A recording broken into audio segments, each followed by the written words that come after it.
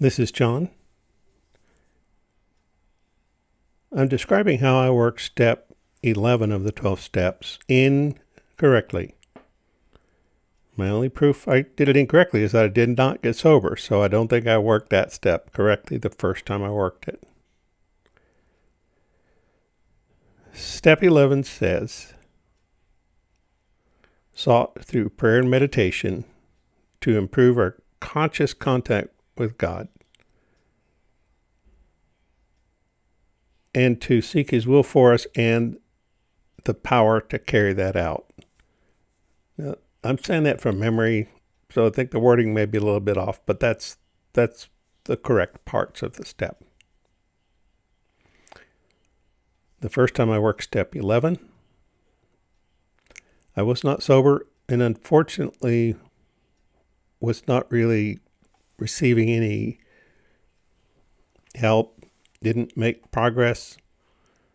And yet the step here was saying that I already had something and now I'm asking to improve it.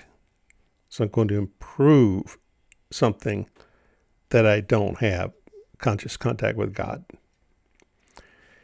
So that was troubling. It just added to my frustration.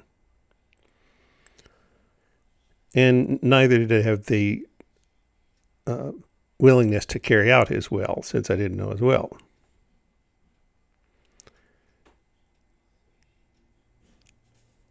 So I was left hoping to increase something I did not have, and I really felt lost. The steps had not worked for me before that point, and they did not work for me in step 11. So I was pretty discouraged. Now, to my credit, I did continue through the steps, whether I understood them or not, whether I knew what I was doing, I just proceeded. And I did not have someone who really knew how to work the steps helping me. And I did not get sober.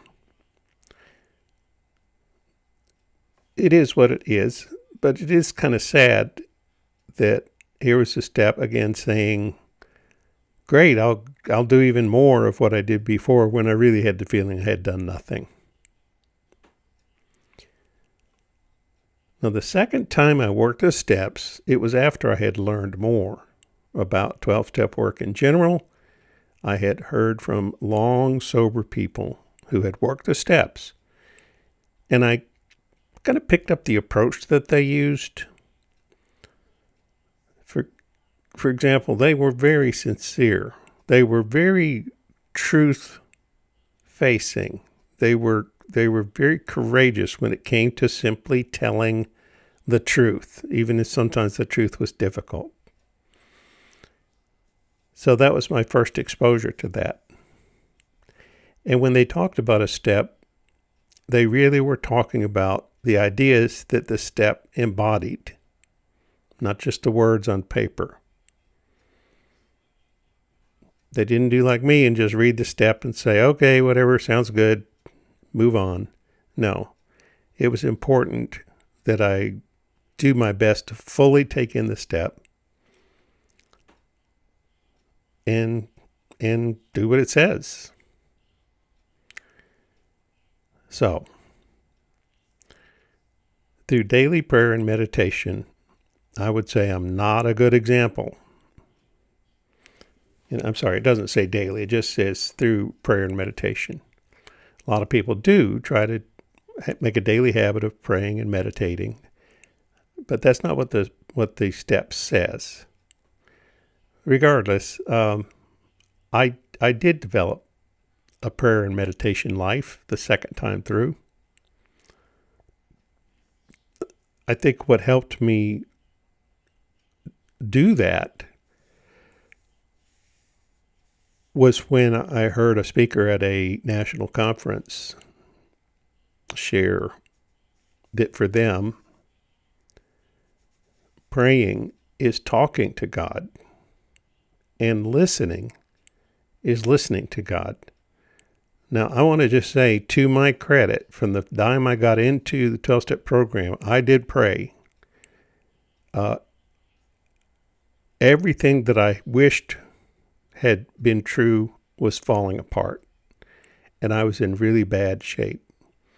And as desperate people sometimes do, I was guilty of praying, even though I had not prayed prior to that. All of a sudden, I was praying desperately. Oh, God, please help me out of this bad situation, and I will never do a bad thing again in my life. That's a prayer of desperation.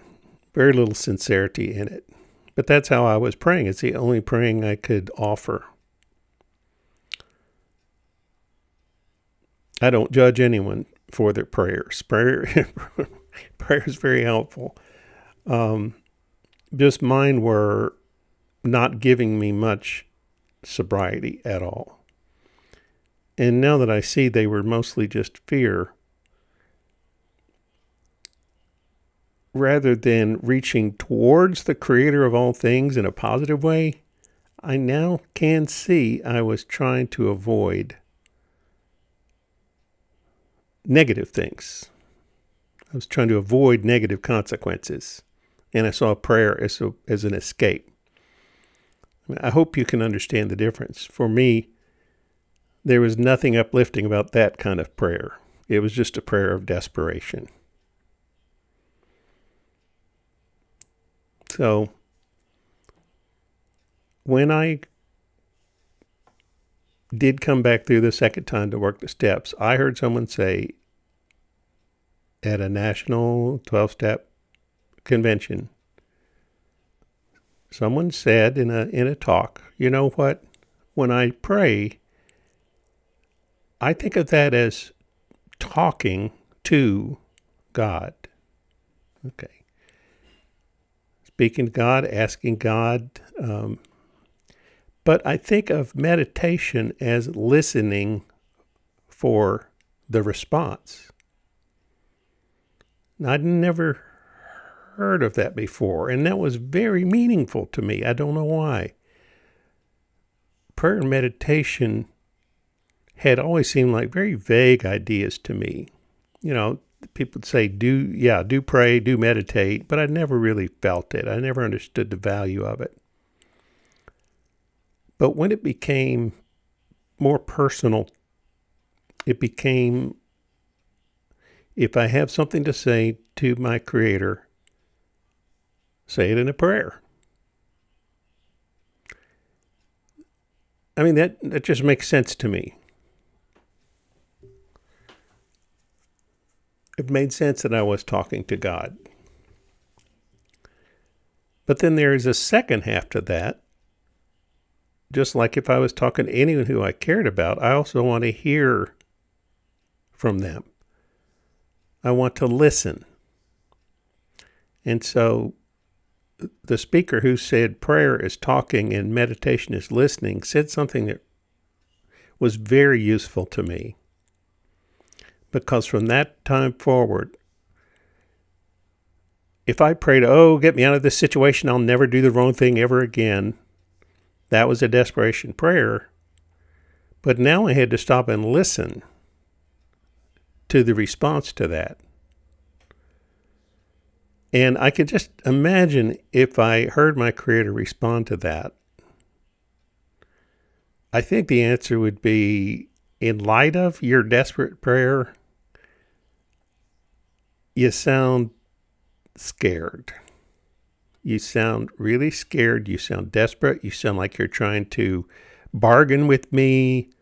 You basically want out of trouble, and you see me basically as a way to get out of trouble and nothing more. That's my sense of what I believe the answer would be to that desperate type of prayer. And as soon as I saw that, I stopped using desperation prayers.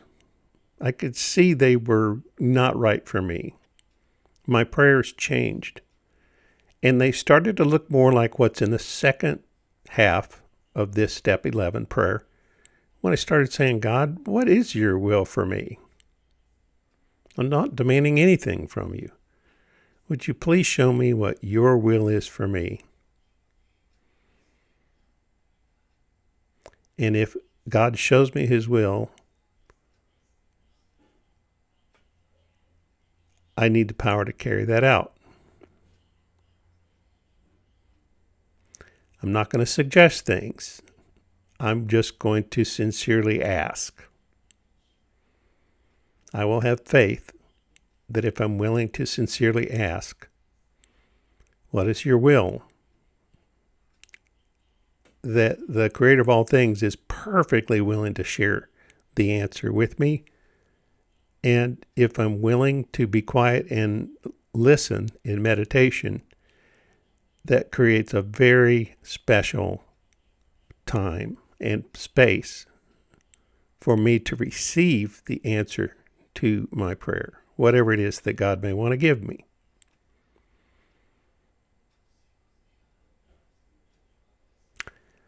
So,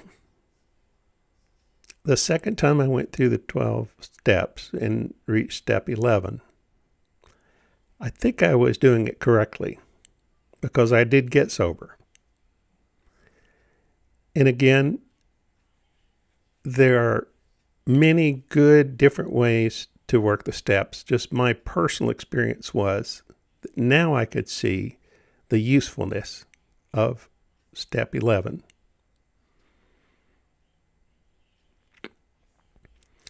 To use prayer and meditation to improve my conscious contact with God.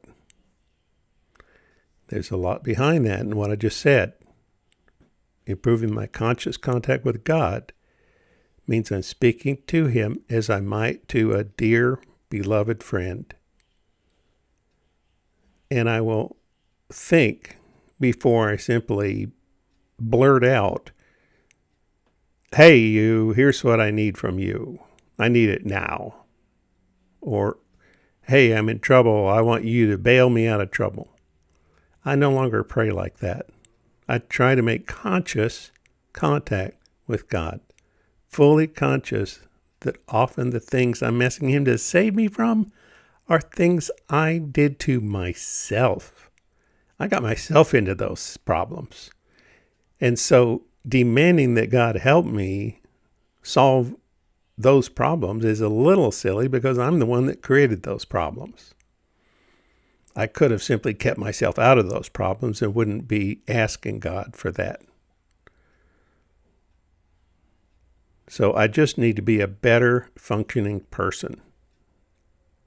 And that's what God is particularly good at doing for me, is just helping me function better. So I do pray, I do meditate, and I try to improve my conscious contact with God. I do ask him to show his will for me and give me the power to carry it out. And that's how I work step 11. And thankfully, I was able to stay sober one day at a time.